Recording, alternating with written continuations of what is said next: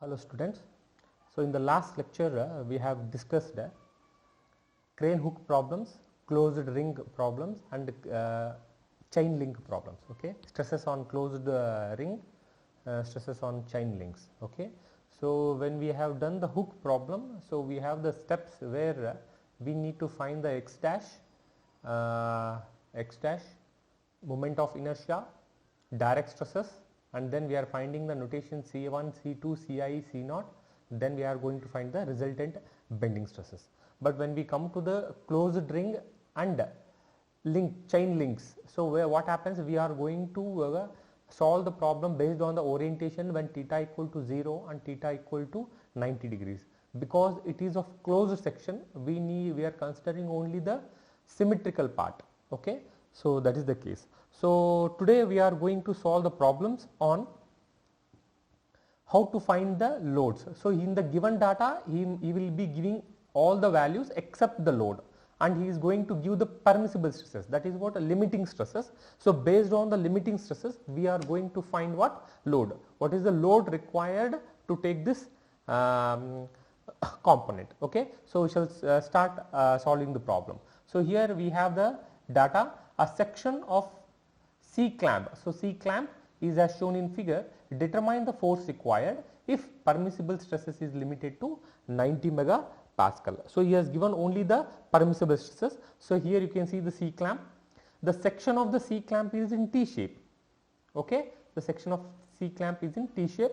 The radius of curvature, so this I can consider as an inner fiber, and this I can consider as an outer fiber. So this is the inner fiber and outer fiber. So this is what my radius of curvature. So this I can consider it as what, Ri. Okay, this is what radius of curvature. Here you can observe the force. The force is not applied on the same radius of curvature. It is away from the radius of curvature at a distance of 80 mm. Okay, fine. So the procedure whatever we solve to solve this problem is same as what we have solved in the beginning of the crane hook problem. Okay, except what, here load is not given. Okay, we keep the load factor F as it is and we go on. When we find the resultant stresses, there we are going to take the maximum resultant stress, and from that we are going to apply the limiting stresses, then we are going to get the force, required force for this component. Okay, okay. So we shall start the problem. So here I have a solution. So first we shall write the given data there. So given, so permissible stresses he has given, sigma is equal to 90 megapascal, or I can write 90 Newton per mm square also. So force, only the force I need to find. Fine. So force I need to find. So now first step 1 is what? To find x dash. Am I right? So how to find x dash? I need to find the centroidal axis for this diagram. Okay, so here it is the regular geometry. This geometry it is available in the data handbook. So where directly we can write the formula and then directly I can find the x dash. But there is one more method I can find easily here. So to find this, so we need to find the x distance and a distance, what I have discussed for the I section, unsymmetric I section in the beginning of the problem. The same procedure I am going to follow here. So here, so area 1, so here I have two rectangles. I will consider this rectangle, 20 by 5 is one rectangle, 25 by 5 is one more rectangle. Okay, so I have two areas. So because the radius of curvature he is here, I will take this 20 as my reference. Okay, so from here I am going to solve that. So here what will be the A1, area 1 of the section here, 20 by 5, area of rectangle here, 20 by 5. So 20 by 5, so that will be 100 mm square. So A2, area of the second one, so what will be the area of this? 25 by 5. So 25 by 5, it is 125 mm square. So x distance, so I need to find this rectangular half section. Okay, rectangular centroidal axis, and when I am taking the x1 and x2 distances, x1 I have to take this as reference. Keep it in mind, the reference point is very important. Why I am taking this as reference? Because this radius of curvature is nearer to this in the inner fiber. In case if the radius of curvature is somewhere here, I would have take this as a reference, okay, but my radius of curvature is here, so then I am going to take this as my reference. So here x1 is a distance for the half of this rectangle, half of this section. Can you see this distance? What is the distance? This is 5, am I right? So 5 by 2 gives me x distance, 5 divided by 2. So x1 will be 2.5 mm. So what about the x2? The same thing. X2 is a distance, this distance 25 divided by 2, okay, but when I am taking the x2 distance, I have to consider this x1 distance also, fine. So here x2 will be x1 plus this 25 by 2. So that becomes what? 2.5 plus 12.5. So that becomes, sorry, total, this is not x1, this is the total distance, sorry, this is 5, this is not a x1 distance. So I need to consider the total distance here, sorry, I made a mistake here. So x1 distance is half. When I consider x2, I need to take this distance, this divided by 2, x. So 25 divided by 2 is the this section, okay, and I need to add this 5 value. So 5 plus 25 by 2, okay, 5 plus 12.5, this gives me 17.5 mm, okay, fine. So from this I can find area. So this is what the benefit with this, if we solve in this way I can find area easily here. So area A is what? Summation of A, small a. So what is summation? A1 plus A2. So A1 is 100, A2 is 125, this becomes 225 mm square is my area. And how to find the x dash here? Now x dash will be what? Summation of Ax whole divided by summation of A. So Ax is what? A1 x1 plus A2 x2 whole divided by summation of A, already we have solved here. The same thing already, A1 plus A2. So here A1 is 100, x2 is 2.5 plus and A2 is 125 into x2 is 17.5 whole divided by, already I have wrote A1 plus A2 is 225. So x dash is equal to 10.83 mm. Fine. So this is what we got. But how to find x dash? This is one method. So directly we have the formula from the data handbook. I will show you the data handbook here. So here you can see the data handbook here.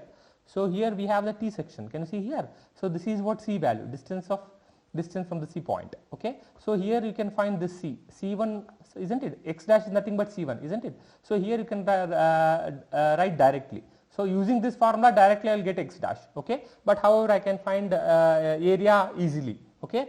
So this is one method, or you can solve you are taking from this data handbook. Even if you find this equation directly you will get what? X dash value, x dash is 10.8, even from the data handbook that equation also will get what? 10.8 mm, fine, okay. So next I will continue. This is the step 1. Now I will go for the step 2.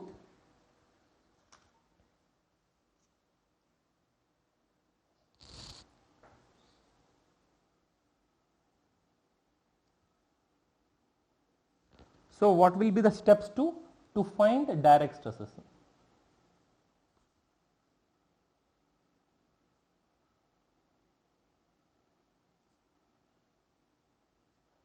So what is the direct stress formula? I know sigma is equal to force by area, okay, but I don't know the force, fine. So what I will do, direct stress sigma is equal to area, I know area is how much? 225, F divided by 225. Okay, so I will divide by 1 by 225, it becomes what? Sigma is equal to 4.45 into 10 raised to minus 3 F Newton per mm square. So I'll keep the force as it is because I don't know the force value. Fine. So next is step 3. So what will be the step 3? Step 3, to find the bending stresses. To find the bending stresses. So that will be sigma naught and sigma I for the inner fiber and outer fiber. So first thing in this case one, or I can write in this first one. So moment. How can I find moment there? So m is equal to F into x. Okay. So here is our diagram. Okay. So what will be the x distance? X distance always we have to refer from where? So always we have to refer from the C1. Am I right? C1 to this distance. So C1 plus Ri plus AT. Okay. Let me draw the diagram so that it will be easily understandable. Okay. Let me draw the diagram with all the notations there. Okay. So here I'll draw the diagram here.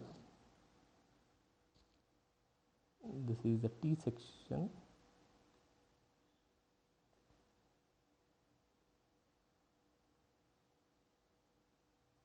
So here is my radius of curvature and here is my load F. Okay. So this is a sectional part. So CG is somewhere here, or again sorry, CA centroidal axis, and this will be the normal axis. So this is centroidal axis, this is normal axis. This is what? Radius of curvature.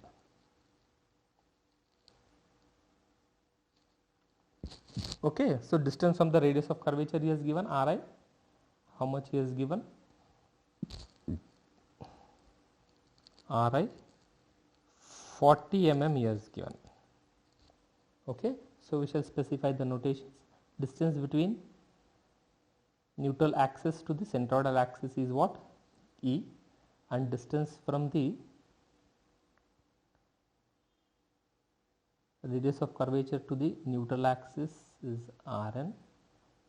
This is distance from the radius of curvature to the inner fiber is Ri. Distance from the radius of curvature to the neutral axis will be Rn. Distance from the radius of curvature to the centroidal axis will be capital R. Distance from this radius of curvature to the outer fiber will be what? R0. Okay. So then what will be the C1 and C2? So C1 is the distance from the inner fiber to the centroidal axis. This is C1, and distance from the outer fiber to the centroidal axis will be what? C2. The same thing, inner fiber to the neutral axis is what? Ci. Okay. So distance from the outer fiber to the neutral axis is what? C0. So these are the notations what we need to know. And what is the distance x here? And here one more he has given, from the radius of curvature to the force. Distance is what? 80 mm he has given. Okay. So now what is the distance from, what is the distance x? So distance x will be from force to the centroidal axis. Okay. So this, let me project this centroidal axis here. So this is a distance force F. Let me highlight the x, that is the reason why I am showing the distance x at the top. So can you see here, distance x is where? From the centroidal axis to the force. Okay. So now how can I find this distance? I know the distance, this is 80 from the force to the radius of curvature, and from the radius of curvature to the inner fiber I know it is 40 mm, and from the inner fiber to the centroidal axis, that is what? C1, that is what? X dash. Okay. So that is what we have found here. So this is what? X dash. X dash is 10.83. So x dash is the distance from the inner fiber to the centroidal axis. So finally I got the distance x. So here x is equal to 80 plus 40 plus x dash, or I can call it as C1 also, both are same there. So finally I will get the moment as, so moment also I do not know the force, I will keep it as force as it is here. This becomes F into 80 plus 40 plus 10.83. Okay. So finally moment M will be 130.83 F Newton mm. So this is what moment I got. Fine. So now next is what I need to find C2, all those values I can find easily from this diagram. Okay. So first I need to find what? E. Once I find E, I can specify all the notations at a time. Okay. Separate again finding C1, C2 and again R, Rn, R0, R capital R. So first we shall find E, so that I can get ECI, C0. At a time I can specify all the notations. Okay. Fine. So now in this second case, from data handbook. So from data handbook, let me show you the data handbook here, page number 163. So you have the T section, page number 164. So here you can see the T section, table number 10.1, diagram 8. So T section we have. So we have the E formula here. You can see here, A by B ln R plus D minus C1 by R minus C plus A ln R plus C2 by R plus D minus C1. Okay. So this is the page number 164. So I'll just specify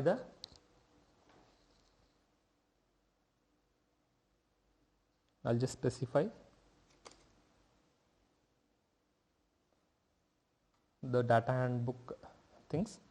So here table 10.1,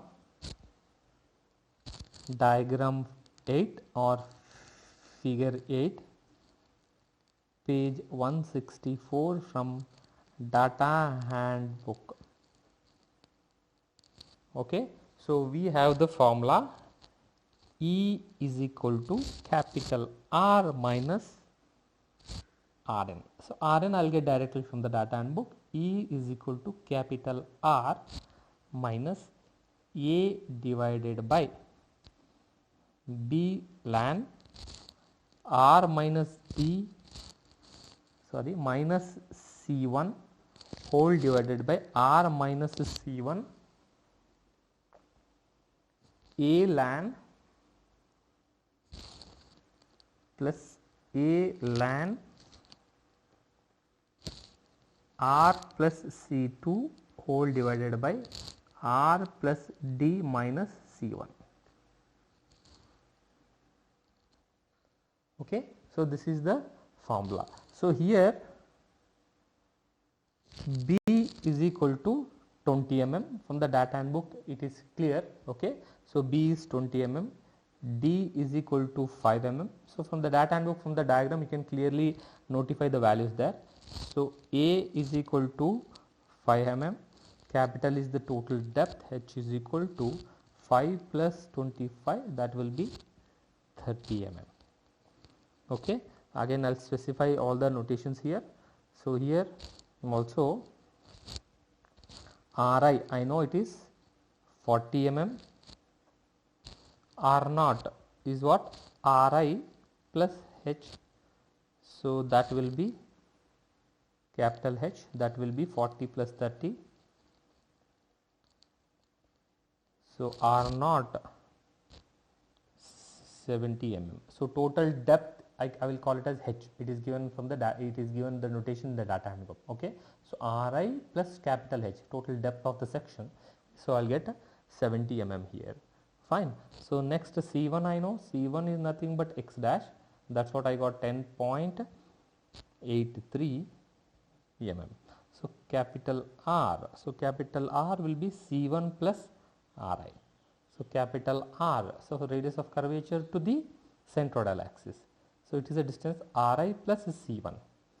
So that will be 10.83 plus 40 gives me 50.83 mm. And what will be the C2? So C2 will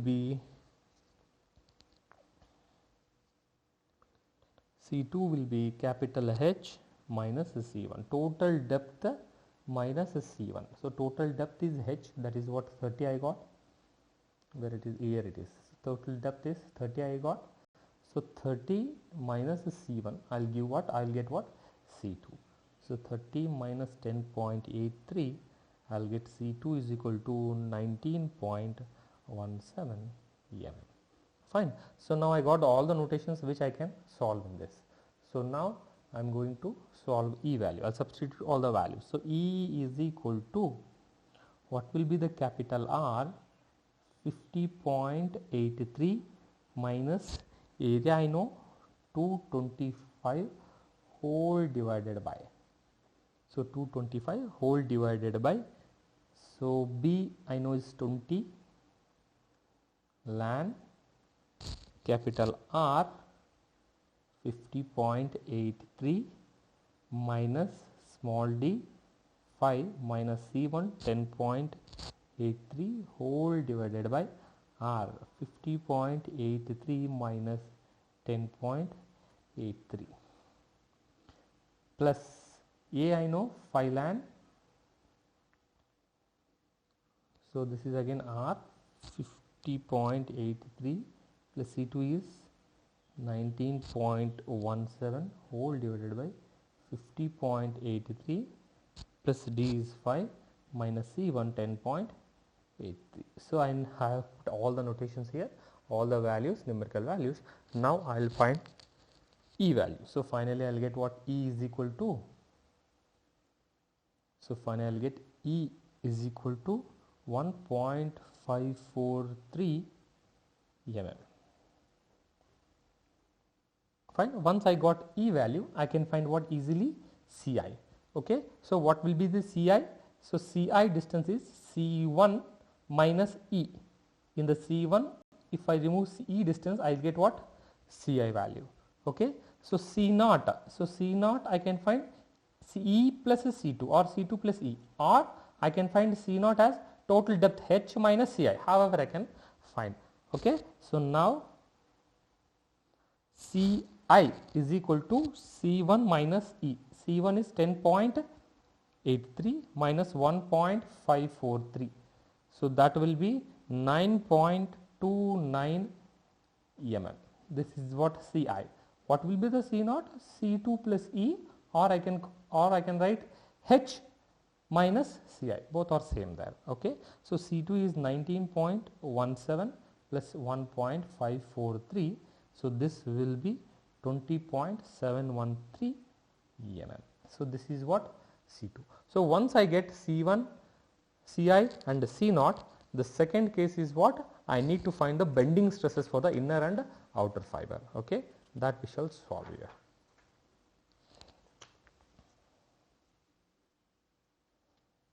So under the step 3, second case is what? Bending stresses at inner fiber. Bending stress at inner fiber. So what will be the bending stress inner fiber? So from the data handbook I will get sigma I is equal to MCI by AERI. Fine. You should be very careful. Whenever you write the equation, you have to specify the equation number. Okay. So you have to specify the equation number from the data handbook. This is 10.1b, page 159 from data handbook. Okay. So if I substitute all the values here, sigma I is equal to moment I got, how much I got? 130.83 F, in terms of F I got, into Ci. So CI I got 9.29, whole divided by area I know 225, E I know 1.543, Ri will be 40. So finally I got what? Sigma I will get in terms of F there. So this will be 0.0875 F Newton per mm square. This is the bending stress in the inner fiber. Same thing, bending stress at outer fiber. Sigma naught. So here you have a negative MCI because inner fiber in tension, outer fiber in will be in compression. So minus C naught, sorry, M C naught by AE R naught. Okay. So this will be minus 130.83 F into C naught 20.713, area is 225, E 1.543 into R naught will be 70. Finally sigma naught, stresses at outer fiber, I got 0.112 F Newton per mm square. Fine. So now step 4. Step 4 is what? Combined stresses. I can call it as a resultant stresses. Resultant stresses, that is nothing but what? Direct stresses plus bending stresses. Both I need to solve here. Okay.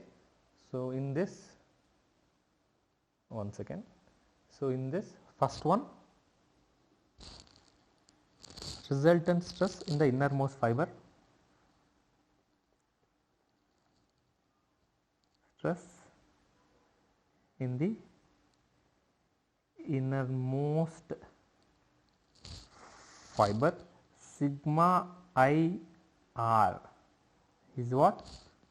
Direct stress sigma plus bending stress sigma I. So direct stress also I got in terms of F, bending stress also I got in terms of F. So direct stress already we have found. So direct stress will be how much? 4.45 into 10 raised to minus 3 F, and stresses in the inner fiber will be 0.0875 F into F. So this will be 4.45 10 raised to minus 3 F is the direct stresses, plus bending stresses at inner fiber will be 0.0875 F. So what about the sigma IR? Resultant stresses at the inner fiber will be 0.092 F Newton per mm square. Here the resultant stresses also we get in the force F. Fine. Same thing in this second one, resultant stress in the outer fiber, outermost fiber. Sigma naught R is what? Direct stress plus bending stresses in the outer fiber. So 4.45 10 raised to minus 3 F plus, so outermost fiber is 0.112 F. Okay. So now what I will get there? Sorry. So here you can observe here, this is a mistake what frequently all of we do here. So here we have a negative sign, I forgot the negative sign here. So this is what a negative here. So this I got negative 0.112 F. Okay. So now finally I got sigma naught R, resultant stress at the outermost fiber will be minus 0.107 F Newton per mm square. So what is the given data? So we need to find the F, but we have found the combined stresses at the inner fiber and the outer fiber. So we know the allowable stresses, am I right? In the given data we know the allowable stresses. So step 5, to find force, F. So we know that allowable stress sigma is equal to 90 Newton per mm square. Megapascal is nothing but Newton per mm square. This is from the given data. Okay. So, now how to find here? So, since maximum stress occurs in the inner fiber. So, when I compare the stresses, resultant stresses in the inner fiber and outer fiber, which is the maximum value, the inner fiber is the maximum value. Okay. So, I am going to consider the maximum value, and when I multiply when I take the maximum value with this allowable stresses, I will get the force. So, here since maximum stresses occurs in the innermost fiber,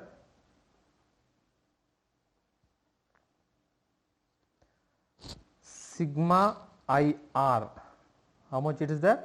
0.092 F, this is what Newton per mm square. Okay. So, allowable stresses is what? So, this is what maximum stresses. So, allowable stresses is what? 90, that is equal to 0.092 F. Okay. So, always allowable stresses, when I equate the allowable stresses with the maximum stresses, I will get the force F. So, F will be what? 90 divided by 0.092, that implies force F is equal to 978.80 Newton per mm square. Sorry, it is just Newton there, because this is Newton per mm square. So, this is allowable stresses is Newton per mm square, and this is also Newton per mm square. I will get Newton there. Force F is equal to 9780.8 Newton. Okay. So, this is what the force. Okay. Fine. This next problem, I will just give the hint. Okay. So, same different problem. So, same hook problem. So, what we have solved in the beginning, same problem. So, here what he has given here is the cross section of a steel crank hook is a trapezoidal with an inner side of the. So, this diagram you won't give in the examination. Okay. So, you have to assume this. Okay. So, for our understanding purpose, I have drawn here. So, what he says that the cross section of the steel crank is a trapezoidal. So, it is in trapezoidal form with an inner side of 50 mm and outer side is 25 mm. When you say inner side is 50 mm, outer side is 25 mm, when you say inner fiber is 50, so it is nearer to the radius of curvature. So, this is what inner fiber, am I right? This is inner fiber, this is outer fiber. So, I wrote here section AA. So, this is the section A part. Okay. So, here I wrote section AA. So, inner fiber if it is 50, so the diagram comes like this. This is 50, this is bigger 50, outer will be smaller. So, this is 25 and this will be 50 distance, and total depth he has given. So, the depth of the section is 64 mm. So, the center of curvature of the section is at a distance of 64 mm from the inner side. So, inner edge. So, from this inner edge the distance is what? R is 64 mm. And the line of action of load is saying where the load is applied is 50 mm from the same edge, means from the same edge at a distance of 50 mm the load is acting. Okay. So, this is what the given data. So, same thing what we have solved for the previous problem, the same thing we need to solve. Okay. So, here I will just give the hint of the x distance. Okay. Remaining everything is the same procedure. For this section you need to find E value. So, E is equal to R minus Rn, this you have to check from the DAT handbook for this section. For this section you have to check from the DAT handbook, and the remaining thing is varies. Now, I will just specify the notations there. Okay. So, I specify the notation so that it will be easily understandable. So, if this is the section what I have, trapezoidal shape, what he said, the 50 mm is at inner. Okay. When it is inner, it is nearer to the radius of curvature, am I right? So, here I have a radius of curvature.